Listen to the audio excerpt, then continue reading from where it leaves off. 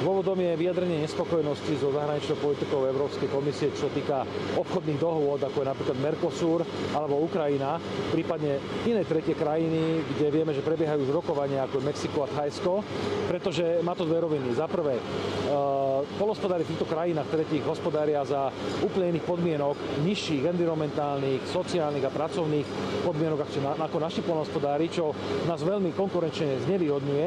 Nedokážeme vyprodukovať produkty ako oni v tak nízkej cenovej relácii. Za druhé, produkujú potraviny, kde pri chovoch zvierat a pestovaní plodín používajú látky, ktoré sú v Európskej únii už roky zakázané, pretože je preukázané ich neblahý účinok na zdravie.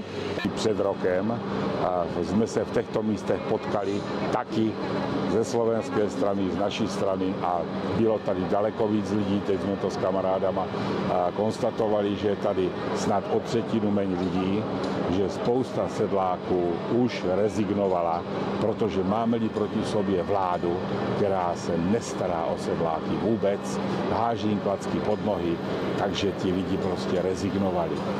Mně se to dotkne v první řadě tím, že musím plnit neskutečné množství povinností papírových, evidenčních a podobně. Jo? A přitom zboží nejsou schopní prodat za takovou cenu, za jakou se sem dováží buď z východu, anebo včíl z Jižní Ameriky.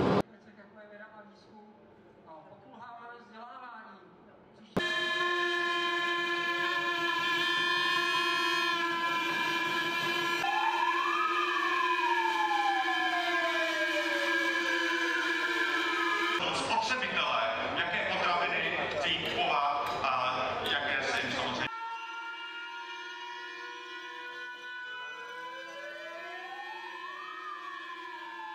Dívat, jaká je perspektiva zastávajícího vedení Evropské unie a našich.